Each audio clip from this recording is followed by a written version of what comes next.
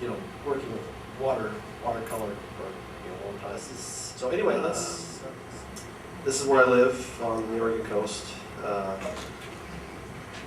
was telling my class that your sense of space and the landscape really depends on where you grow up.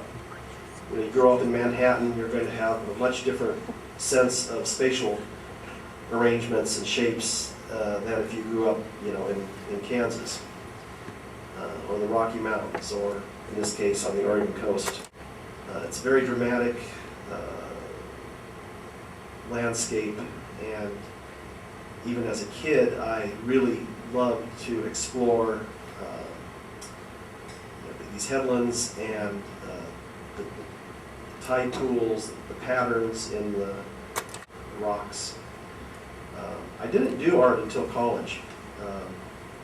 There's art in my background. My family, a lot of members have done art, but I had never done any art. Actually, I went to college to play basketball.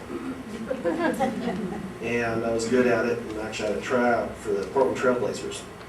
But I got cut. So my fallback position, which was a painter.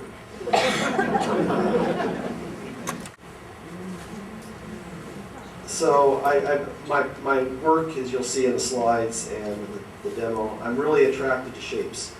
Some artists are colorists, some everyone has their own sort of natural attraction in their own artwork, and for me it's shape, and I really think it has to do with growing up in this environment. Yes? What medium is it? These first ones are all transparent watercolor. Like I said, I started out as a transparent watercolorist. My goal when I was in college was to get into the AWS, and I would dutifully send in my first $25 and $30 or whatever, and get my slide back a couple months later. But eventually I got in, and I got in very quickly. I was one of the youngest members back in the mid-'80s. And so these are just, you can see where, the abstract sense of shape in the work. And these are full sheet size. I work fairly large, full sheet, and up to 40 by 60 in watercolors. And then acrylics up to about 8 feet wide.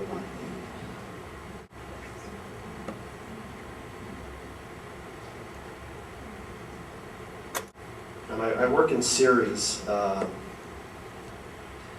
And all of these slides I'm going to show are all series that are concurrent. And a lot of them will look very different, but I'd get bored if I just did one thing all the time. So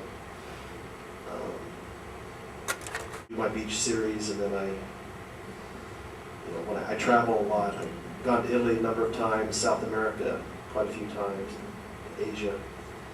And so work comes out of all my travels. I was in Africa, had a State Department grant as a cultural speaker in Mali in West Africa, which was really interesting.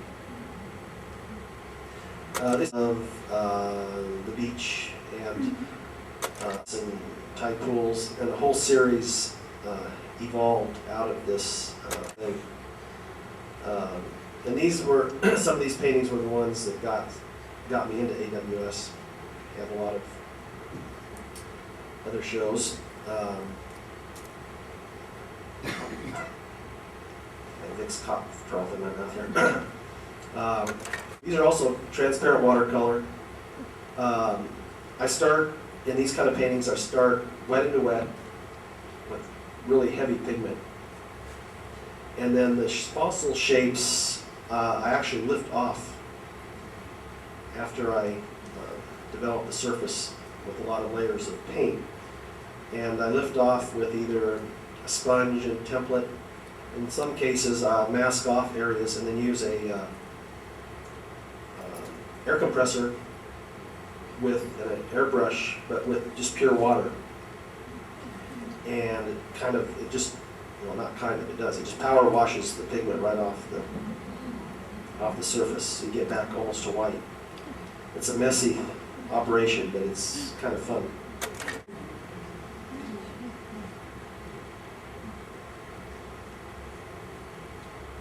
And this Fossil Beach series, they're going kind of chronologically, so you can see over time how they've gotten looser and more gestural.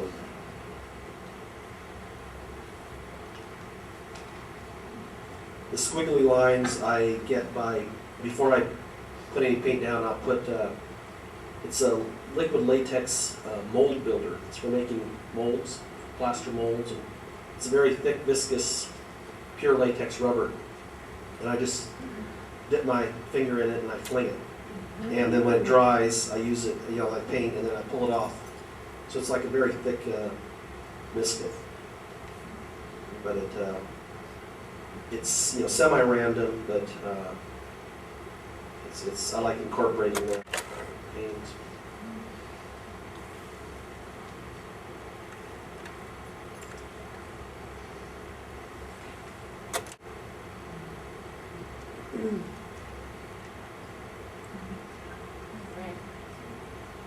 Yeah, and I like abstraction, but I always like a little element of realism. I can't do that. And so this whole series really relates to the coast with the strata layers, very stylized, with the division of the space, and then fossils and seaweed, bird bones, feathers, rocks.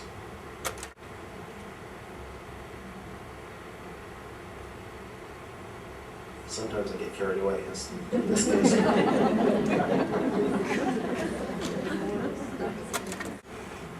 Okay, this next series just shows photographs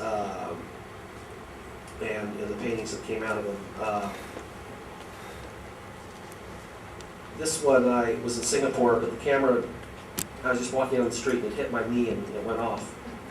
Took the picture and it was out of focus and kind of skewed, but I thought there could be something interesting, so I did a painting of that.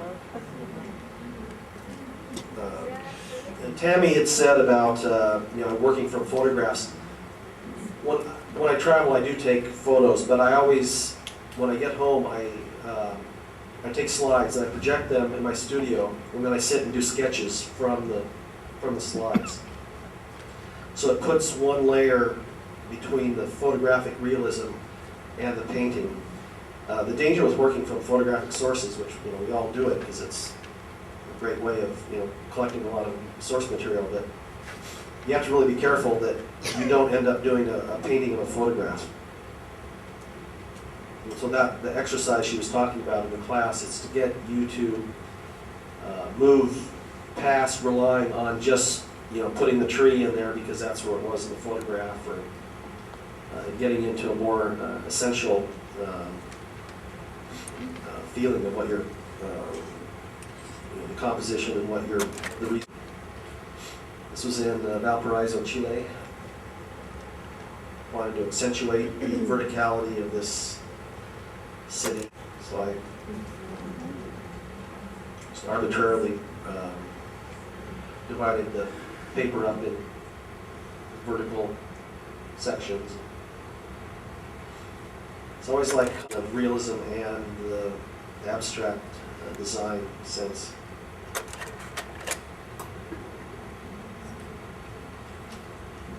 And these ones are a combination of watercolor and gouache, these last couple ones. Little Tuscany. It's going to be similar to the demo I'm going to do tonight. This is watercolor and gouache. The demo will be in acrylic. What does it take you to finish a painting like that? I try to do 2 paintings a week.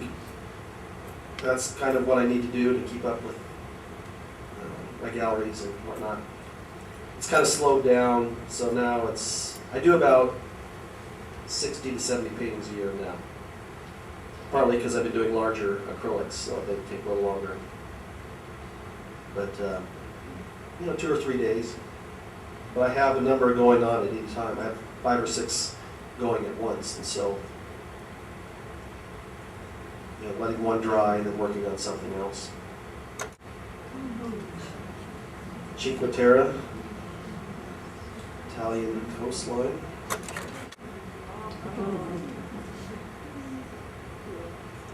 Just trying to get the feeling of it without being a slave to the visual reality.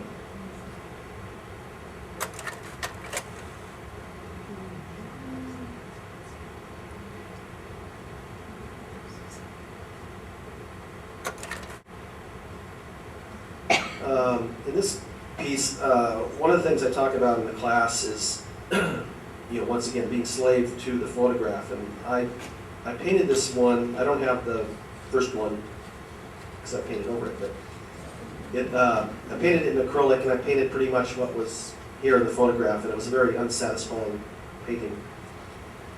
And going back and looking at this, I realized what I liked was the way this bridge curves. It's a small thing, but I really I like that movement, and then this little shadow of light coming in there. So I went back, of course, with acrylic, you can just work it to death. So I read it and came up with something much more mysterious, surrealistic, and ultimately a much better painting than the one I had. I took all the texture out of the bridge and just really worked on, the movement of this coming in, turning and going over, and then light source coming from this side and this side, so it doesn't make sense, but makes for a more fun painting.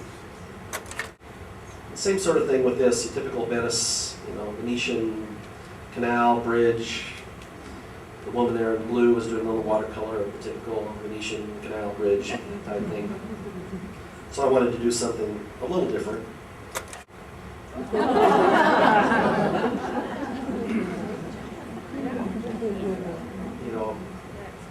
It's kind of fun,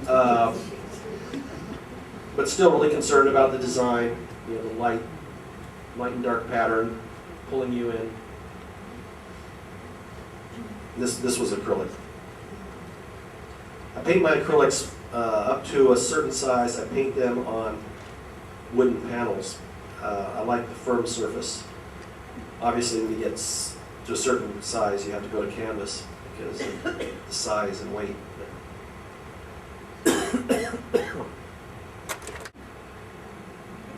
How big are these? These all have been about full sheet, 22 by 30.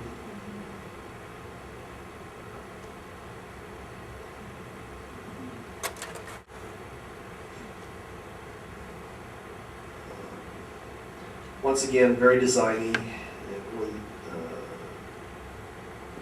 Really, this is a little just country chapel in Tuscany somewhere.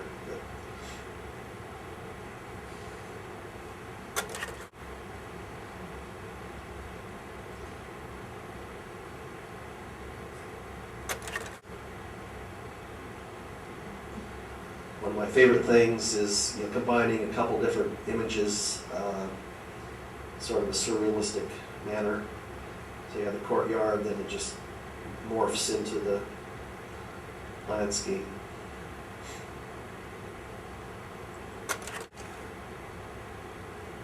Similar thing here.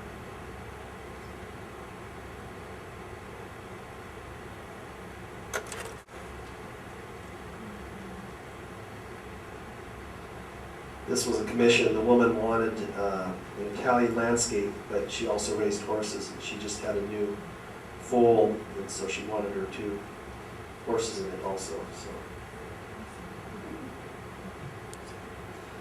commissions are always an interesting thing, to try to please the client and also please yourself. So I tend to, when I do commissions, and I do quite a few of them, I often will do 2 paintings. One that I think the client, what I heard the client ask for, and then one that I think they want. And for those of you that do commissions, it's an interesting thing because probably 50% of the time you end up buying both of them. So, you know, it's, I heard, you know, someone talking about a marketing seminar coming up or something. That's something to add to your little bag of tricks.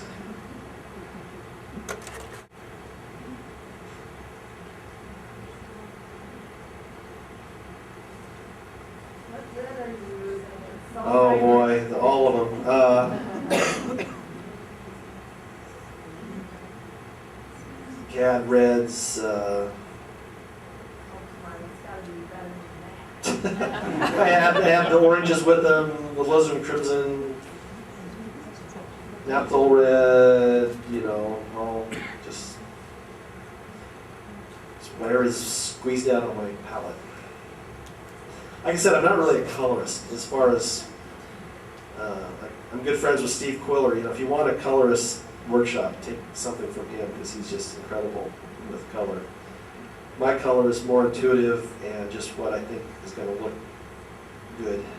Plus I like red, so. There's a song there called Red Hair and Black Leather is my favorite color scheme. Too personal. All art is personal, autobiographical. I just love Italy. I just love walking through. This was in Siena. Just the strength of the architecture, the arches, the little views through. Every time I go there, I just go crazy. I come back with about 1,500 slides every time I go over there. This is called Pondering the Next Move.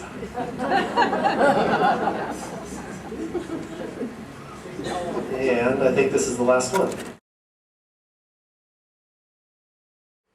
You know, all my paintings, I don't like starting on just white gesso surface.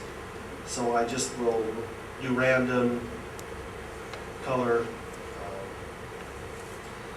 on there. Usually at the end of the day when I'm done painting, I'll have stuff left over on my palettes. As I said in the slides, I take slides, in the slideshow, I take slides when I travel.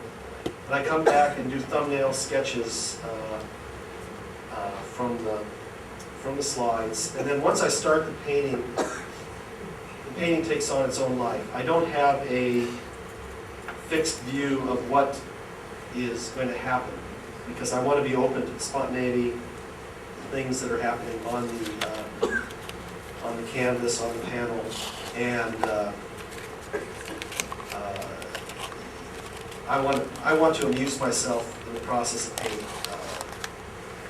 If it isn't fun, then why do it? And people often ask in the gallery how I can, sell my paintings. Oh, that's so nice. How can you sell them? I've had my fun. My fun is in the doing of it. Once it's done,